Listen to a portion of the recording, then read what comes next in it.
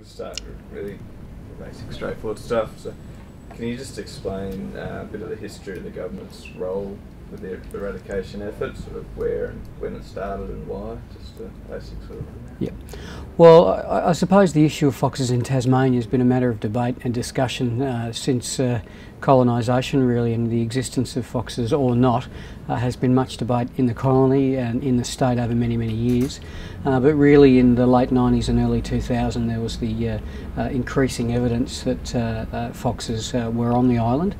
There was that incident of the fox sighting near the Burnie Wharf, and from then there was a collection of significant amounts of evidence across the state which indicated that there was, albeit very low and at the establishment phases, a level of a fox population.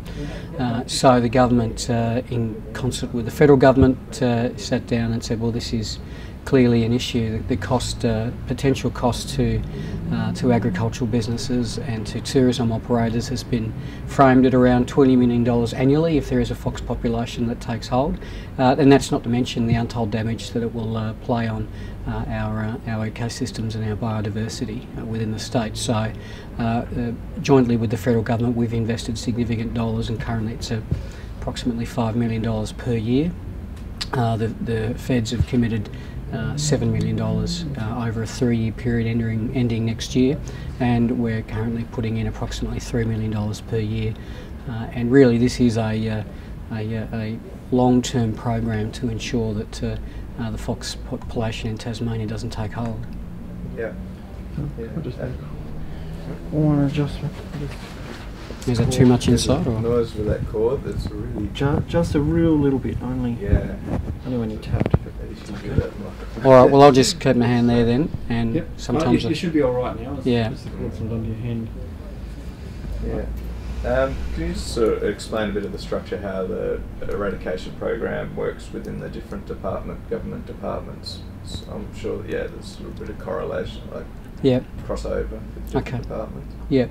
Well, it was important that we establish a dedicated standalone unit within the Department of Primary Industries and Environment to make sure that we had focus on the fox, to make sure that because it presented such a threat to Tasmania, that we thought it was important to operate and to establish a separate unit. So the fox eradication program is a separate unit established within my department, the PIPWE, and it reports via their head, Alan Johnson, through to the department and through to me. Mm. And your sort of duties and responsibilities as a minister for overseeing this? Well, in all of my portfolio areas I have responsibility of the activities and undertakings of the various departments and sections and units. So clearly as an incoming minister I received a fairly extensive brief, not only from the department but from people from the fox eradication program particularly. I've met a number of them. I've visited the headquarters in Launceston, and they've talked me through the methodology and the phases they're going through as a way to protect Tasmania from an establishment of a fox population. How do you feel the general public view the eradication effort? Look, I think there's a lot of scepticism, unfortunately, and because whilst there is significant evidence of foxes in Tasmania, we've got 4 carcasses, there's been 56 scats, there's blood samples and skulls and evidence across the state. The fact that we haven't seen a number of them in either by way of our filming or in terms of our hunting does lead to a level of scepticism, but that's not unusual with low levels of population of foxes. The foxes are currently in an establishment phase, and they can range up to 250 kilometres a day, and when that happens it's really hard to sort of define and find them. There has been, for example, on Port Phillip, on Phillip Island in Victoria, they have a higher level of population of foxes, and they've set up cameras to try and track them, and they're still yet to find it. So in really low levels it's really hard to see the full-on physical, unquestionable evidence that some people are asking for, but there is enough evidence around to say that there is a fox population in Tasmania, albeit at very, very low levels. And how damaging is that scepticism to the effort? In what ways does it hamper it?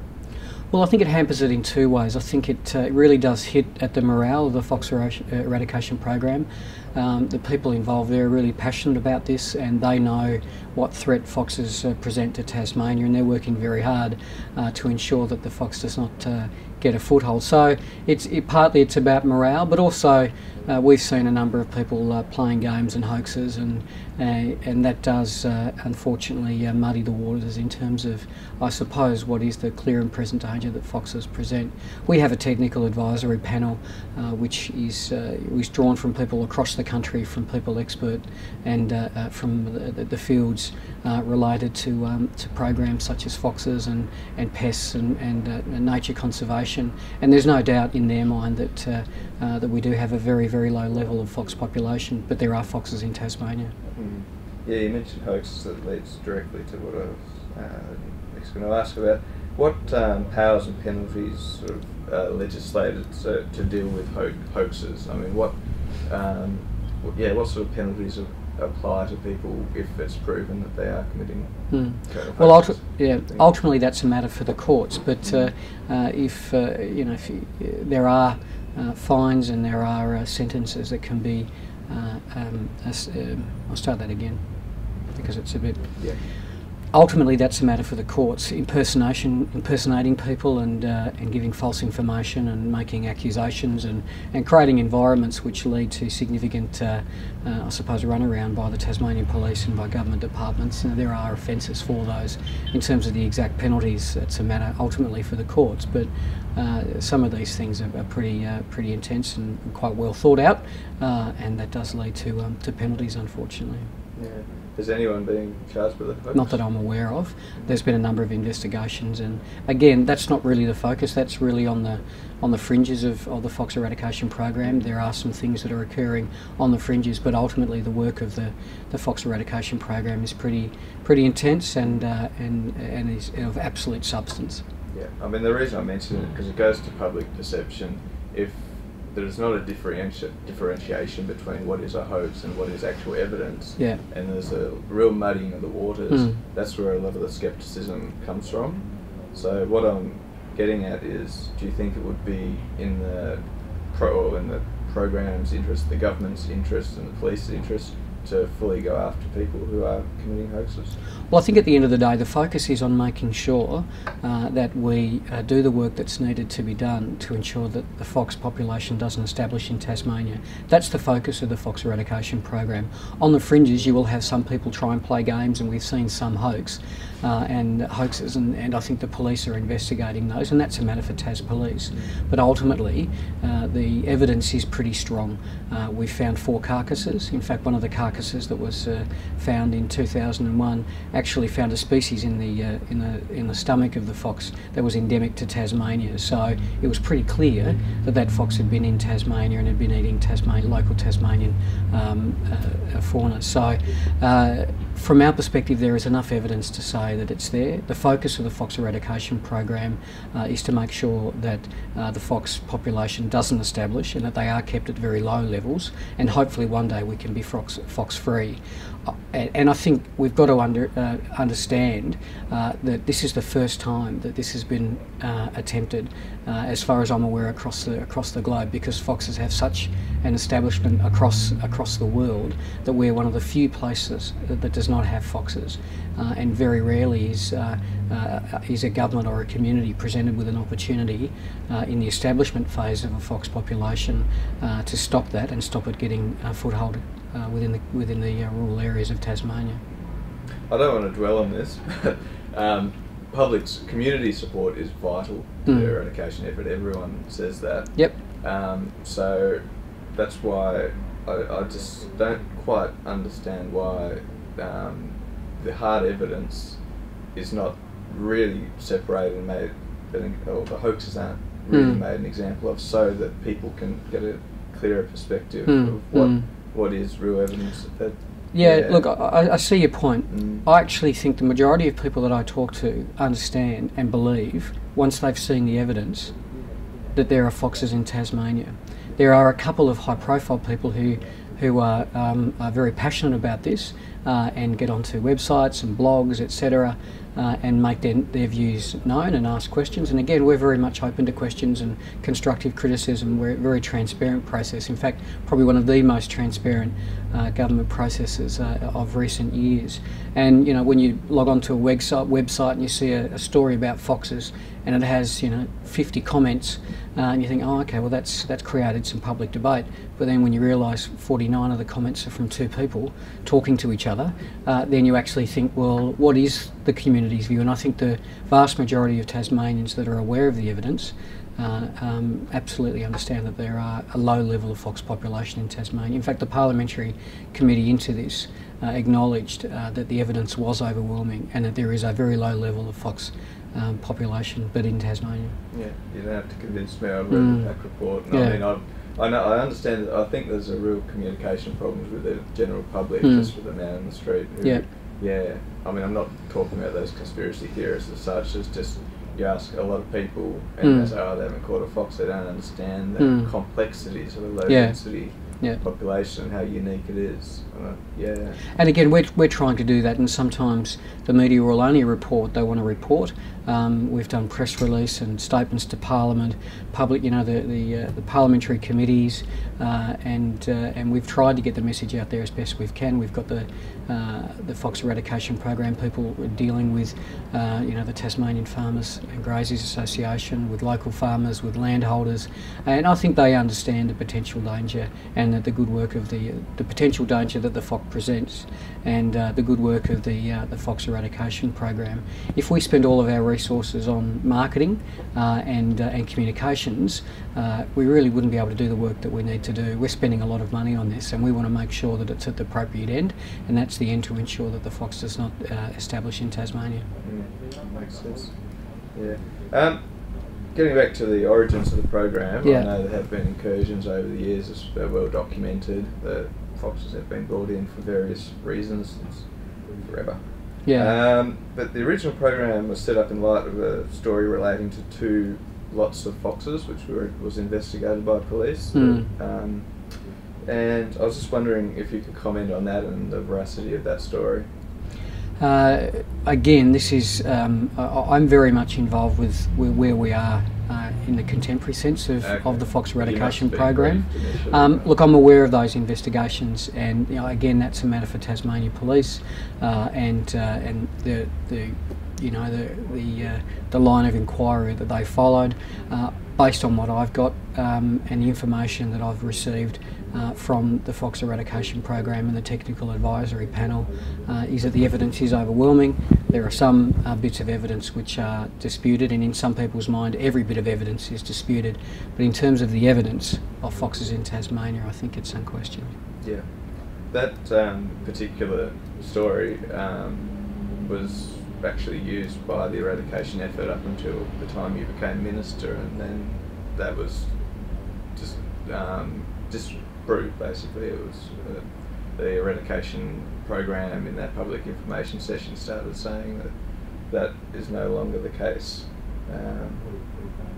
Is there any? No, I'm not. Yeah. And I mean, do you know specifically of any instances where foxes were deliberately brought into the state? Again, as the Minister responsible and as a public person, you've got to be careful about various accusations. I don't think there's anecdotal evidence, but I've not seen any evidence which has shown categorically that in terms of the evidence that's used to define the establishment of a population, whether it's been brought overseas, there's lots of allegations and stories about that. But in terms of the evidence that's used to, I suppose, defend the program and to ensure that it's robust in terms of the evidence used to say, well, when and where the foxes are, I'm not aware of that. Are you? Have you seen the aerial photos of the pens in Longford? No, I've not. I'm not aware of those.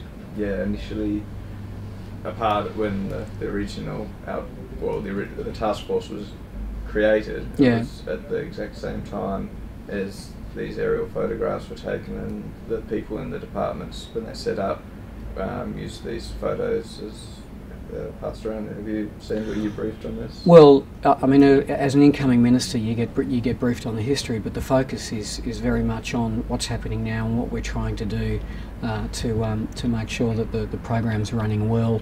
Again, I necessarily can't change what's happened in years, or I can't focus on that. Really, what I've got to focus on is the activities now and making sure that the FEP is doing its work well, and that it's appropriately and transparent. And again, that's where my focus is. As incoming brief, you get the history, and in a whole lot of departments, you get, or areas of my portfolio, you get a whole lot of briefs on a lot of the history. But you really focus on what's happening now, and unless that history has a significant impact on the here and now, then you focus on the here and now and what we're doing. So that's what I've been focused on. Sure.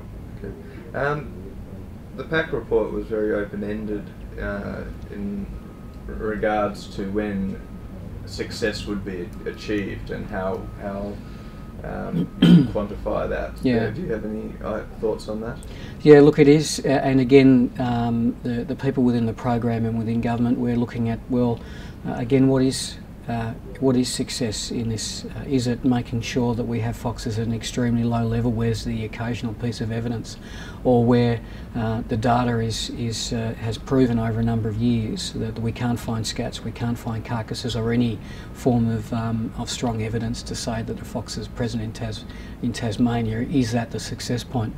I think early on, once the evidence was overwhelming, the first phase of the program was to establish a task force and a program to ensure that we could gather the evidence, but also take the necessary steps to keep the populations at an establishment level, at a really low level, and then the next phase will be, well, what do we need to do to make Tasmania fox-free? Ultimately, it's about making Tasmania fox-free, but again, this is the first time that a fox population at the establishment phase in very low population levels has been approached with a view of eradication. Most other programs across the globe are containment and protection of certain ecosystems and obviously the biodiversity of the area, and again the agricultural and tourism industries. So most other programs, or virtually every other program, deals with mitigation and containment. This is the first program that absolutely deals with eradication. Yeah, okay. Have you got full faith? I'm sure you must have, but there's been a lot of criticism about the baiting program. The fact that roughly 90% of properties only are allowed permission. Have you got confidence that that is really the best approach to be basically going through countryside baiting but missing out huge areas? Yeah. Well, I think it's not necessarily missing out huge areas, and baiting is not the only method. Again, there's no silver bullet within this. We need to make sure that a whole range of methods are used to ensure that, again, that the populations are kept low or hopefully eradicated. Baiting is but one example of that, and where baiting has been used in other parts of the country, it has shown to drop the fox population significantly. So if it was the only thing that we were doing, yes, I'd be worried about it, but it's not. There's shooting, there's baiting, there's trapping, there's dog hunting. There's a whole range of things that we're putting into the field to ensure that we can locate the fox and hopefully eradicate it. And the scat detection methods, has been a bit of criticism about independent review of the process. It's a very complex process. I've only just been trying to wrap my head around how the DNA your head in a whole lot of scat. Yeah, it is. One thing I don't quite understand, you might be able to clear up, is, I mean, they've got the scat detector dogs out there in the field, and they're trained especially, and they're bringing in scats to train them so they specifically can identify fox scats. But the way that the DNA testing is done is to collect almost every scat and send them away. I don't really see where the money in training these dogs to detect fox scats. Well, again, it's another legitimate method that's been used in other parts of Australia and the world to locate foxes in their dens and and the areas where they inhabit. I think it's legitimate. I'm pretty comfortable with the measures taken to a place to ensure that the biosecurity standards are a very high standard, that we very few people and only sort of very highly trained personnel within the program actually handle and deal with and track the scats coming into the state and into the field and then back again. And again, scats, unlike other tissues, they actually contain DNA, and that's why we've had to send it to laboratories interstate, because it's a very specialist sort of research or skill to try and identify those scats that we can find within Tasmania. So I think it's legitimate. The success of it, it's still, I think people within the program are confident that it will show, and it's a legitimate method to use, so I'm pretty comfortable. I would rather try something and try and get it mostly right than not try it all and then be complaining about the fact that the fox population has taken hold in Tasmania. There's a lot of speculation as to why single scats have been found as opposed to more than one from a fox in the area. What explanation have you been given? Well, of the 56 scats that we found, we have sent them all off to be tested at the laboratory for a genotyping to get the DNA. And unfortunately, only 12 of those we've been able to, because of the scat has been degraded to the point where it's hard to get the I suppose the information out of the scat that's needed. So of the 56, there have been 12 to the point where, and they are individual foxes, which is not surprising given the size of Tasmania and given the I suppose the breadth of scat, not a singular scat, but obviously a number of scats across Tasmania. So it's not surprising, and again, there is no evidence of foxes mating in Tasmania. We don't have any physical evidence. They may be, but again, the scat data and the information from the program does seem to indicate that we have a number of foxes with a very long range in different parts of Tasmania. So it's hard to, again, it's very early days, and again, all of the data is assessed by that technical advisory panel. Last year we had an independent assessment by the New Zealand Landcare research program. They came over here and assessed all of our work and agreed with us that there was clearly a fox population in Tasmania, albeit at very low levels, at that establishment phase. So we're very much open to scrutiny, and a number of fox experts, I suppose you would call them, across the country have asked questions, and we've opened our information, and we've invited them to come in and talk to the technical advisory panel and the people within the program to test their theories. Again, it is a unique situation to have foxes at an establishment phase at very low levels. Their behaviour is not, we really don't know what is normal behaviour because it's the first time that we've come across this. Yeah. Just in regards to how widespread they are, it's been speculated. Keep going into speculation, but anyway, that's sort of, that if they are that widespread as the map of the physical evidence shows, then eradication's impossible. Well, and that may very well be the case, but I think the money that we're spending to protect flora, fauna, our ecosystems, our biodiversity, our agricultural industry and the tourism industry. As I said before, the agricultural and tourism industries have said that if foxes get a hold in Tasmania, it's $20 million annually cost to their business in terms of the money spent on trying to contain and to try and mitigate the impact of the fox. So that's purely monetary, but the effect on our biodiversity will be significant. Now, I think that there clearly are foxes in Tasmania, and I think it is absolutely the right decision, a most responsible decision, to try and do as much as we can to either keep them at very, very low levels or hopefully eradicate them because the cost is significant. So we are in a unique position where we have the opportunity to stop the fox getting hold in Tasmania, and I think that's something we should do. I agree, yes. Look, I think I've pretty much covered everything. I did want to talk a bit more about how the incidents which brought about the task force starting, because I mean there always have been incursions like the Riverside one 72 and various other ones which were pets and things here and there. But there was incidents around 2001 which led to the task force being established, which wasn't necessarily just a lot of, I mean there were a lot of sightings around that time, but a specific incident which occurred at that time. Is that the one at Simmons Plains where a local shot one? Is that the no, with the guys? No, it's at Longford. Where they were. Well, again, I mean, as the new minister, obviously you get an update on what's happened in the past, and unless it's got a significant bearing on the activities now, I don't want to go back and argue about what may or may not have happened 10, 15, 20 years ago. The evidence, the contemporary evidence that I've got and that is presented to me indicates there's a level of fox population in Tasmania, albeit very low.